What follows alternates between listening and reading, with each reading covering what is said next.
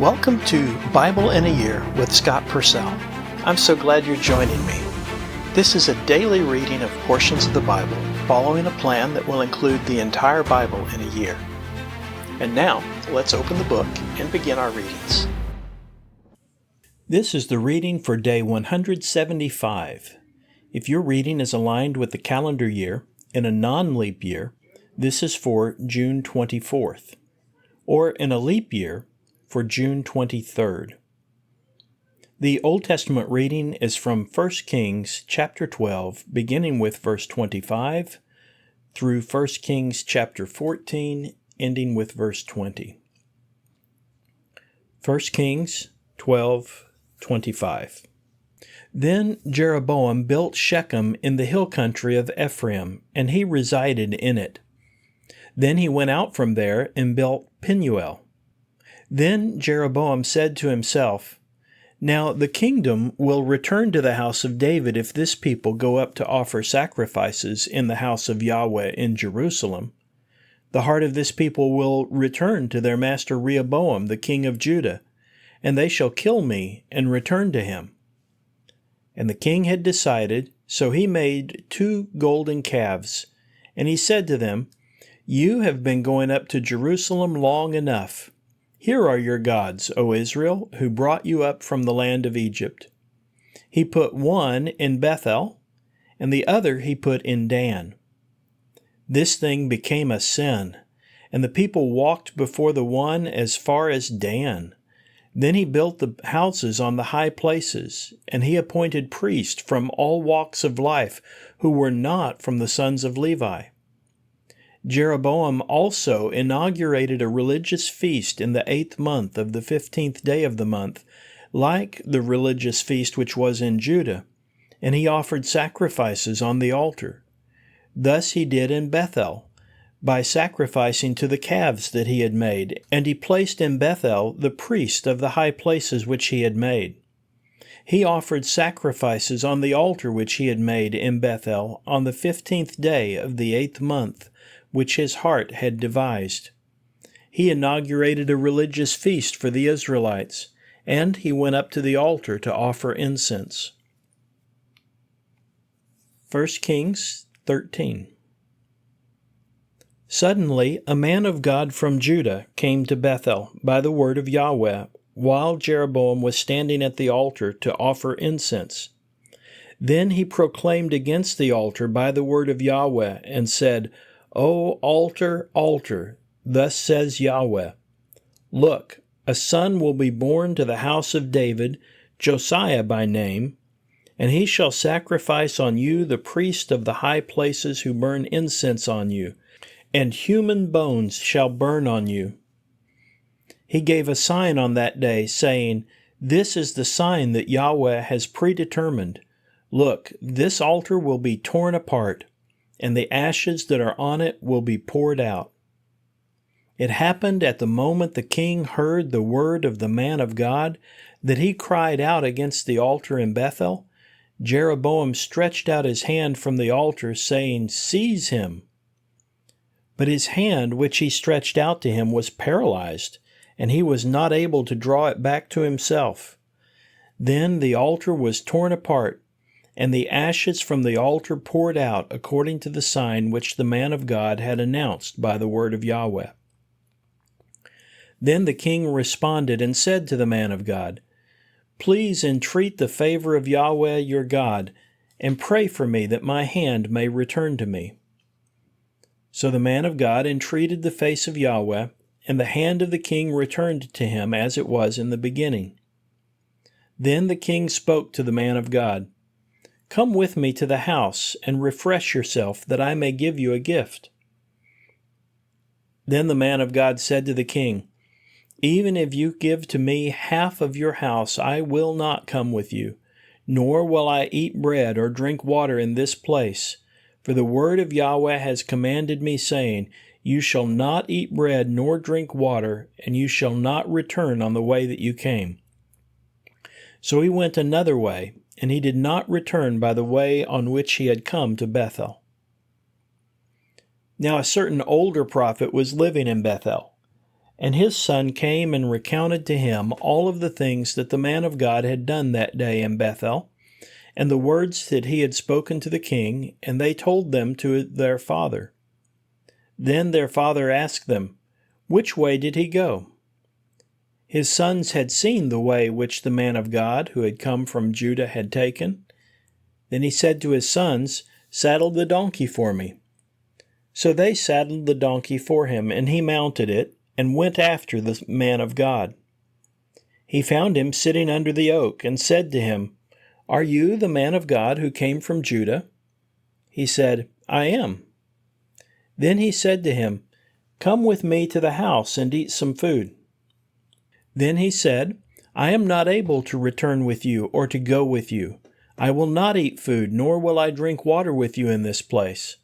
For a word came to me by the word of Yahweh, you shall not eat food, nor shall you drink water there. You shall not return to go by the way that you came." Then he said, "I am also a prophet like you. An angel spoke to me by the word of Yahweh, saying, Let him return with you to your house, that he may eat food and drink water." He lied to him. So he returned with him and ate food in his house and drank water. Now it happened that they were sitting at the table, and the word of Yahweh came to the prophet who brought him back. He proclaimed to the man of God who came from Judah, saying, "Thus says Yahweh, because you have disobeyed the word of Yahweh, and have not kept the command which Yahweh your God commanded you, but you have returned and have eaten food and drank water in the place which he ordered you not to eat food, nor to drink water, then your dead body shall not return to the tomb of your ancestors." It happened after he ate food and drank water that he saddled the donkey for the prophet whom he had brought back. When he left, a lion found him on the road and killed him, and his dead body was thrown on the road with the donkey standing beside it, and the lion was standing by the dead body. As men were passing by, and they saw the dead body thrown in the road, and the lion standing beside the dead body, they came and told it in the city where the old prophet was living. When the prophet who had brought him back from the way heard, he said, "It is the man of God who disobeyed the mouth of Yahweh, and Yahweh has given him to the lion. He tore him in pieces and killed him according to the word of Yahweh which he had spoken to him." Then he spoke to his sons, saying, "Saddle the donkey for me." So they saddled it. He went and found his dead body thrown in the road, and a donkey with the lion standing beside it. But the lion had not eaten the corpse, nor attacked the donkey. So the prophet lifted up the corpse of the man of God and put it on the donkey and brought it back. He came to the city of the old prophet to mourn him and to bury him. He put his corpse in his tomb, and they mourned over him. "Alas, my brother!" It happened after he buried him that he said to his sons, "When I die, you shall bury me in the tomb where the man of God is buried. You shall lay my bones beside his bones. For surely the thing which he proclaimed by the word of Yahweh against the altar which is in Bethel will happen, as it will against all the houses of the high places which are in the cities of Samaria." After this event, Jeroboam did not turn from his evil way, but he returned and again made priests for the high places of people from all walks of life. He filled his hand with all his desire, and became one of the priests of the high places himself. This matter became sin in the house of Jeroboam, to make it disappear and to destroy it from the surface of the earth.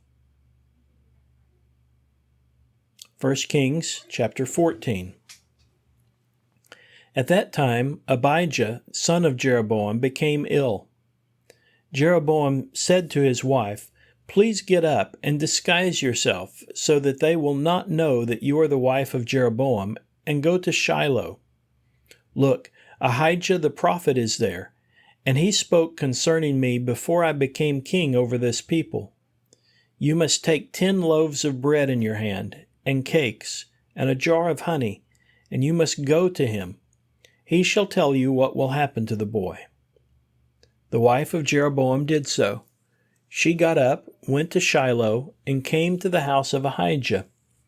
Now Ahijah was not able to see, for his eyes were fixed because of his old age. Then Yahweh said to Ahijah, "Look, the wife of Jeroboam is coming to seek a word from you about her son, for he is ill. Thus and so you shall say to her, when she comes, she will be disguising herself." It happened at the moment Ahijah heard the sound of her footsteps coming through the doorway. He said, "Come in, wife of Jeroboam. Why are you making yourself unrecognizable? I have been sent a hard message for you. Go tell Jeroboam, thus says Yahweh the God of Israel, because I raised you from the midst of the people, and I made you leader over my people Israel, I tore the kingdom from the house of David, and I gave it to you. But you were not like my servant David, who kept my commandments, and who went after me with all his heart, to do only what is right in my eyes. But you did more evil than all who were before you. You have gone and made for yourself other gods and molten idols to provoke me, but me you have completely disregarded. Therefore look, I am about to bring disaster upon the house of Jeroboam, and I will cut off males from Jeroboam, bond or free, in Israel. I will burn after the house of Jeroboam as one burns after the manure until it is finished. The one belonging to Jeroboam who dies in the city, the dogs will eat. The one who dies in the open field, the birds of the heavens will eat, for Yahweh has spoken it. As for you, get up, go to your house. When your feet enter the city, the child will die.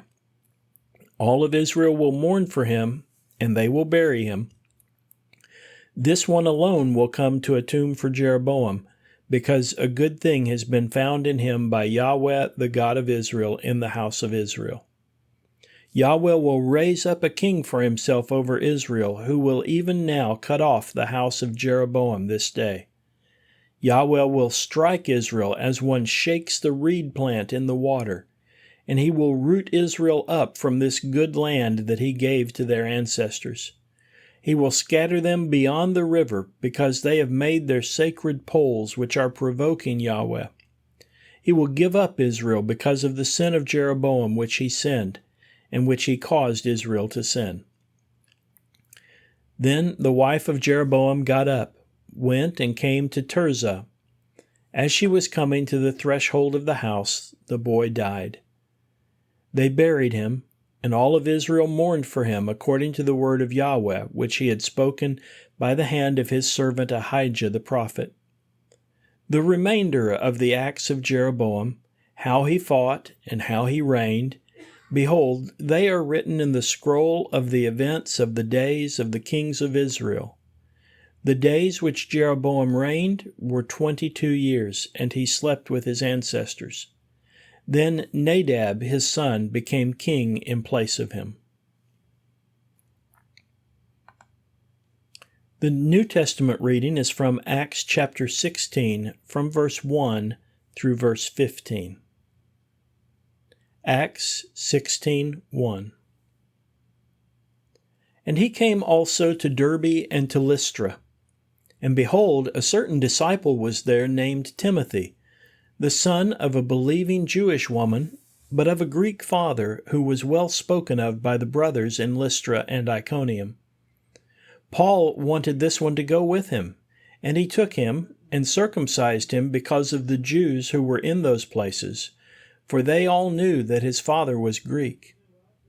And as they went through the towns, they passed on to them to observe the rules that had been decided by the apostles and elders who were in Jerusalem. So the churches were being strengthened in the faith and were growing in number every day. And they traveled through the Phrygian and Galatian region, having been prevented by the Holy Spirit from speaking the message in Asia. And when they came to Mysia, they attempted to go into Bithynia, and the Spirit of Jesus did not permit them. So, going through Mysia, they went down to Troas. And a vision appeared to Paul during the night.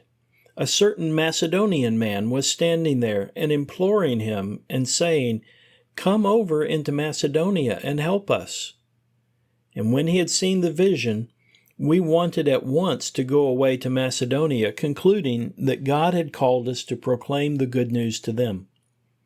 So, putting out to sea from Troas, we sailed a straight course to Samothrace, and on the following day to Neapolis, and from there to Philippi, which is a leading city of that district of Macedonia, a Roman colony. And we were staying in this city for some days. And on the day of the Sabbath, we went outside the city gate beside the river, where we thought there was a place of prayer. And we sat down and spoke to the women assembled there. And a certain woman named Lydia, from the city of Thyatira, a merchant dealing in purple cloth, who showed reverence for God, was listening. The Lord opened her heart to pay attention to what was being said by Paul. And after she was baptized, and her household, she urged us, saying, "If you consider me to be a believer in the Lord, come to my house and stay." And she prevailed upon us. The wisdom literature reading is from Psalm 78, verses 1 through 8. Psalm 78. A Maskil of Asaph. Listen, O people, to my teaching. Incline your ears to the words of my mouth. I will offer a parable with my mouth. I will pour out riddles from long ago that we have heard and known, and our ancestors have told us. We will not hide them from our children, telling the next generation the praises of Yahweh and His power and His wonders that He has done. For He established a testimony in Jacob and appointed a law in Israel, which He commanded our ancestors to teach to their children, so that the next generation might know, children yet to be born, that they might rise up and tell their children, that they might set their confidence in God and not forget the deeds of God, but keep His commandments, and not be like their ancestors, a stubborn and rebellious generation, a generation that did not make ready its heart, whose spirit was not faithful to God. This concludes the reading for day 175. Thank you for listening. These daily readings are made possible by your generous support of the global outreach ministry of Scott Purcell. To partner with us and enable this work and others like it, please visit huttobible.com/give and select Go Pastor Support from the fund list. You can also sign up for ministry updates at scott-purcell.epistle.org/subscribe. Both of those links can be found in the podcast description. Thank you for helping us share God's Word.